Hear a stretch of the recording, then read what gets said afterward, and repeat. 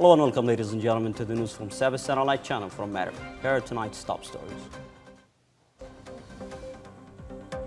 PLC member Al Arada and cultural officials discuss protecting Yemen's historical heritage.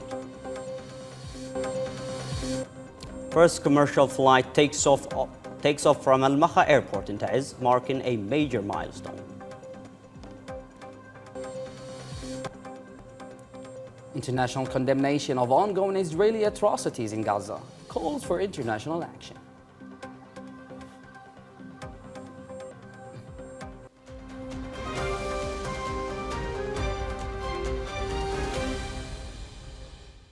Welcome back and to the details. In a significant meeting today, PLC member Sultan Al Arada emphasized the shared national responsibility to preserve Yemen's rich cultural heritage, highlighting that protecting archaeological sites is essential to safeguarding Yemen's deep history and passing its legacy to future generations. During his meeting with Minister of Information, Culture and Tourism Muammar Al-Eryani and UNESCO Ambassador Mohammed Jumeih, Al Arada stressed that local authorities are preparing to implement a project to protect the region's archaeological sites, with plans to complete necessary preparations soon. In response, Minister Al-Eryani underlined the ministry's commitment to supporting the preservation of Yemen's cultural heritage, recognizing the economic and historical value of country's archaeological sites. Ambassador Jumeih noted that UNESCO is ready to support these efforts, especially in training and capacity building, while the U.S. Institute of Human Studies expressed its readiness to assist Marib with expertise and training programs to preserve its archaeological treasures.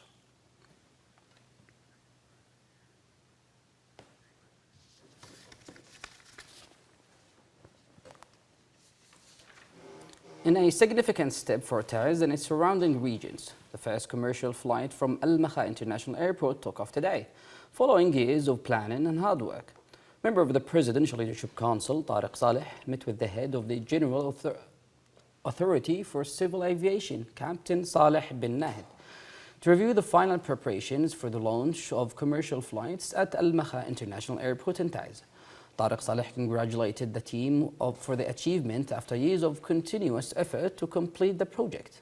Meanwhile, Taiz Governor Nabil Shamsan officially inaugurated the first Yemeni Airways flight from the airport, marking a key development aimed at easing citizens' hardships and boosting air traffic.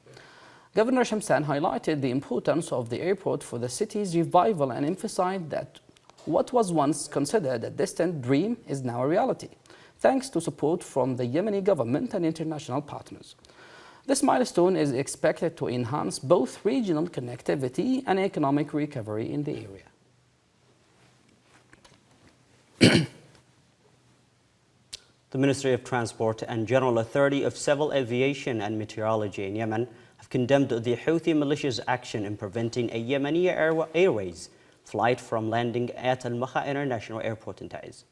The flight coming from Jeddah, Saudi Arabia, was blocked in what authorities described as a serious escalation aimed at disrupting efforts to activate air travel and facilitate citizens' movement. The ministry emphasized that this act violates international civil aviation laws and hinders citizens' right to safe travel. The authorities called on the International Civil Aviation Organization, ICAO, and other relevant bodies to take legal action and hold the perpetrators accountable. Nearly 300 civilians were affected by this Houthi act, including 150 passengers coming from Jeddah and 150 others preparing to travel to Jeddah.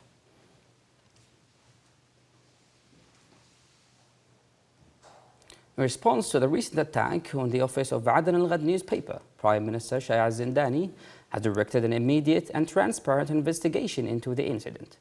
The Prime Minister emphasized that targeting media institutions and attacking journalists is a serious violation of the Constitution and existing laws, and a direct assault on press freedom. He called for a swift investigation with a detailed report on the findings, ensuring accountability for all those involved in the crime. Zindani reaffirmed the government's commitment to protecting public freedoms, particularly freedom of speech and expression, and firmly rejected any form of attack on journalistic work or intimidation of media personnel. The government's response underscores its determination to uphold the rights of journalists and ensure the safety of press institutions.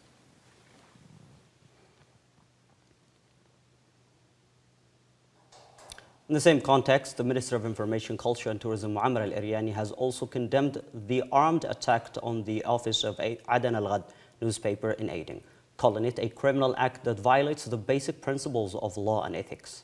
In a statement, al-Eryani strongly condemned the attack, calling it an attack on press freedom and free expression, part of a systematic effort to suppress independent journalism. Al-Eryani emphasized the government's commitment to defending press freedom and ensuring journalists' rights to work without fear. He urged international human rights and media organizations to protect journalists and monitor such violations. The minister also demanded an immediate transparent investigation into the incident and accountability for those responsible, stressing that targeted media institutions undermines societal and security and attempts to silence freedom of speech. In another context, the Minister of State and Governor of Aden, Abdurrahman Sheikh, today met with Mohammed Rafiq, the head of the UNHCR office in Aden, to discuss key issues, particularly the voluntary return program for illegal migrants.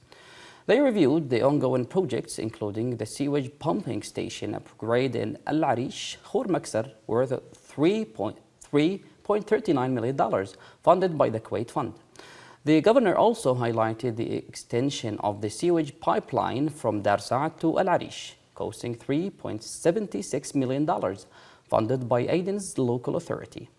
Governor Sheikh emphasized that these projects are pivotal for enhancing infrastructure, reducing pollution and improving essential services, ensuring a clean and safe environment for Aden's residents.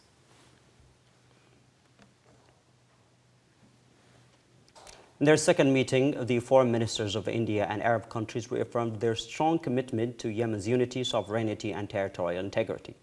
They strongly rejected any interference in Yemen's internal affairs and condemned actions that threaten its security and regional unity.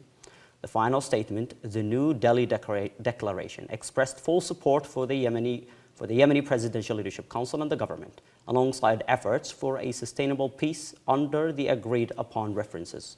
The ministers also condemned Houthi attacks on maritime navigation and emphasized that safeguarding the Bab el-Mandeb Strait and Red Sea is not just an Arab responsibility, but a shared international one.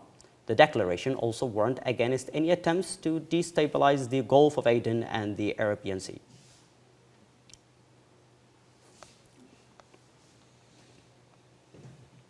The Saudi Development and Reconstruction Program for Yemen has signed an agreement today with the Social Fund for Development to implement 9 development projects. The program's supervisor, Mohammed Al-Jabir, represented the Saudi side, while the executive director of the Social Fund for Development, Hussam Qaid, represented the fund. The projects include 4 health initiatives in Lahj, Ta'az, and Dali' governorates.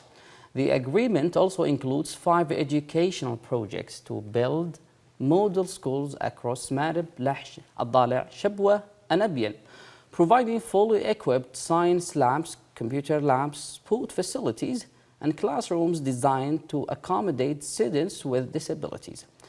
The projects aim to provide sustainable solutions in health and education, improving access to services for citizens in these governorates.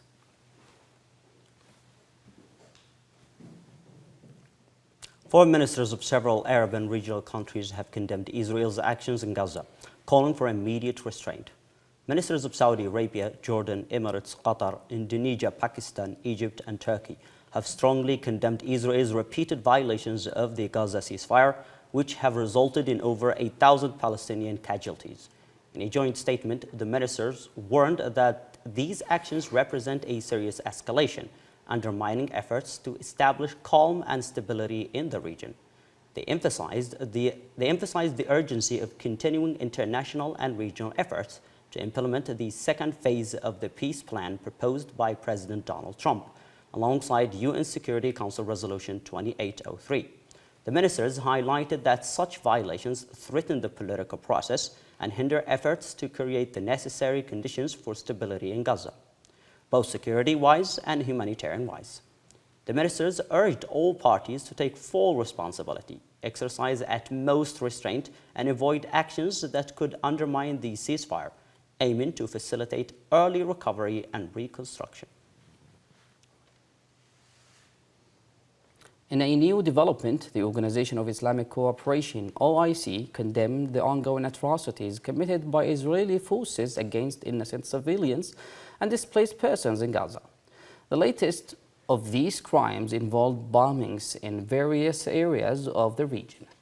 The OIC stated that this escalation is a blatant violation of the ceasefire agreement and an attempt to undermine international efforts to stabilize the situation and implement the second phase of the agreement. The organization held Israeli forces fully responsible for the consequences of these crimes, urging the international community, especially the UN Security Council, to uphold its responsibilities and ensure Israeli compliance with the Security Council Resolution 2803.